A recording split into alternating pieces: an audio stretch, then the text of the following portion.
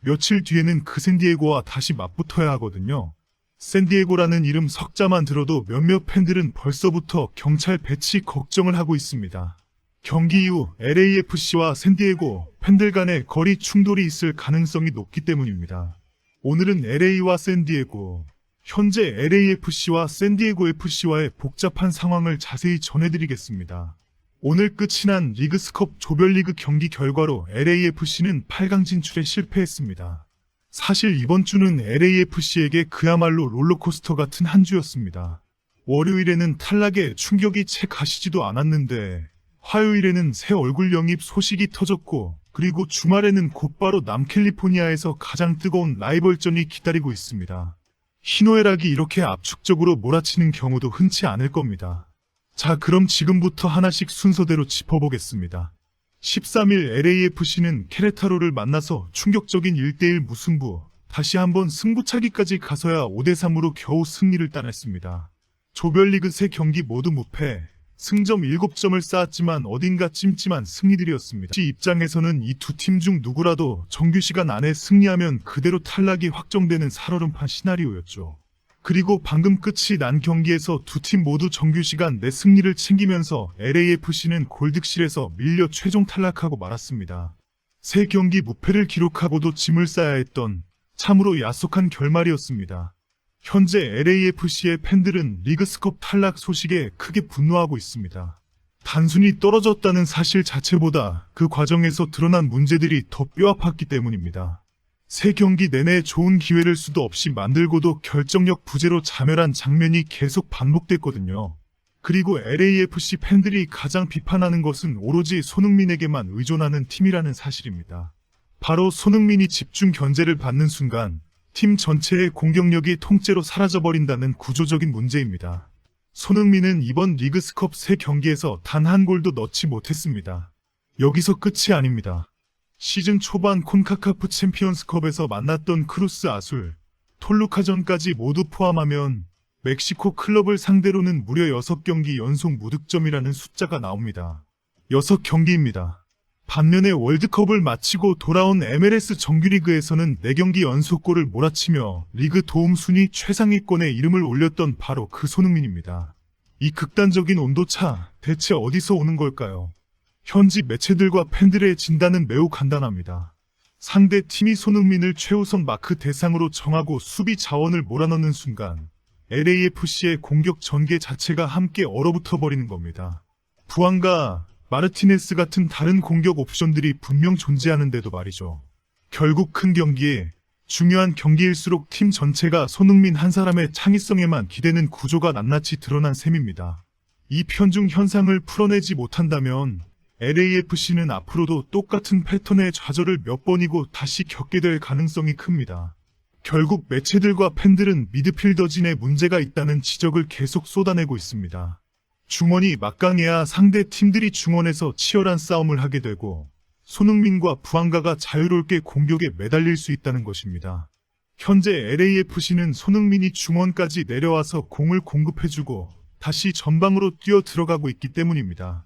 자, 이제 2개 대회에서 연달아 조기 탈락한 LAFC에게 남은 건 딱 하나, MLS컵 뿐입니다. 승점 하나, 순위 한 칸이 그 어느 때보다 중요해진 시점이죠. 그런데 하필이면 바로 이 타이밍에 만나는 상대가 다름 아닌 샌디에고 FC입니다. 오는 8월 16일 일요일 오전 11시 30분, 홈구장 BMO 스타디움에서 두 팀이 격돌합니다. 현재 순위상으로는 LAFC가 10승 3무 5패, 승점 34점으로 서부 컨퍼런스 2위에 올라있고 샌디에고는 5승 6무 7패, 승점 21점으로 13위에 머물러 있으니 안심하실 수도 있습니다. 겉으로 드러난 전력 차이만 보면 크게 걱정할 상대가 아닌 것처럼 보이기도 합니다. 하지만 상대 전적을 들여다보면 얘기가 완전히 달라집니다. 지금까지 3차례 맞대결에서 샌디에고가 2승 1무로 앞서 있고 LAFC는 이 매치업에서 2연패라는 초라한 성적표를 받아들었습니다. 3경기 합계 12골이 터진 양팀 모두 물러설 줄 모르는 화끈한 매치업이기도 합니다. 창단 첫 시즌부터 서부 컨퍼런스 1위를 차지했던 신생팀 샌디에고, 절기서 시작된 걸까요?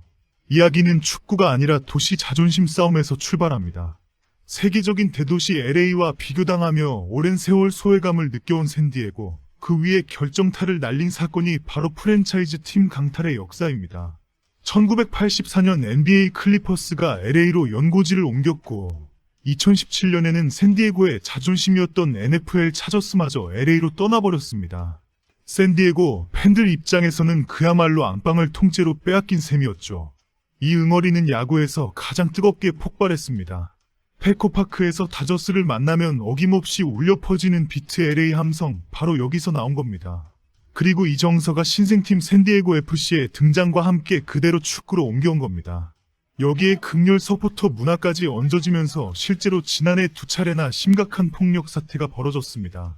지난해 3월 말 LAFC와의 경기가 끝난 직후 샌디에고 스냅드래곤 스타디움 주차장에서는 한 팬이 상대 팬의 얼굴을 기습적으로 가격해 그 자리에서 기절시키는 영상이 퍼지며 논란이 됐습니다. 당시 현장에 있던 목격자들의 증언에 따르면 출동한 경찰관 한 명이 몸싸움을 말리는 과정에서 발목이 부러지는 부상까지 입었다고 합니다. 2달 뒤인 5월 말에는 더 큰 사건이 터졌습니다. 이번엔 상대가 LA 갤럭시였는데 3층 관중석 맨 앞줄 난간 바로 앞에서 양측 서포터가 뒤엉켜 몸싸움을 벌이다가 자칫 아래로 추락할 뻔한 아찔한 상황까지 벌어졌습니다. 경기장 밖 주차장에서도 2차 충돌이 이어졌고 그 장면들이 고스란히 SNS를 타고 퍼지면서 파장은 걷잡을 수 없이 커졌습니다. 결국 구단과 리그 사무국, 지역 경찰이 합동으로 CCTV와 SNS 영상을 전수조사했고 폭력에 가담한 33명 전원에게 모든 MLS 행사 무기한 출입 금지라는 초강수를 뒀습니다. 그리고 그 이후로 라이벌전마다 경호 인력을 대폭 늘리겠다고 약속한 상태입니다. 이번 8월 16일 경기는 샌디에고 원정이 아니라 LAFC의 안방 BMO 스타디움에서 열립니다. 지난해와는 장소가 다르죠. 그렇다고 안심할 수 있을까요? 두 도시는 차로 2시간 거리에 불과합니다. 지난 5월 샌디에고 원정 당시에는 전체 관중의 30% 이상이 LAFC 색깔이나 손흥민 유니폼을 입고 나타났을 정도로 원정 팬들이 대거 몰려드는 건 이미 익숙한 풍경입니다. 이번에도 상황은 다르지 않을 겁니다. 정리해보겠습니다.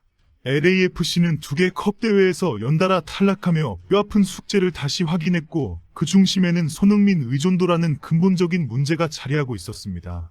동시에 샌디에고와의 라이벌전을 코앞에 두고는 경기 외적인 충돌 우려까지 겹치면서 그야말로 살얼음판 같은 한 주를 보내고 있습니다. 이제 남은 목표는 오직 MLS컵 하나뿐입니다. 손흥민이 다시 한번 부활의 신호탄을 쏘아 올릴 수 있을지, 새 식구 지프가 얼마나 빠르게 전력에 녹아들지, 그리고 8월 16일 그날 경기장 안팎이 무사히 지나갈 수 있을지 저희가 계속 지켜보고 소식 전해드리겠습니다. 오늘 영상은 여기까지입니다. 다음 편에서 또 뵙겠습니다.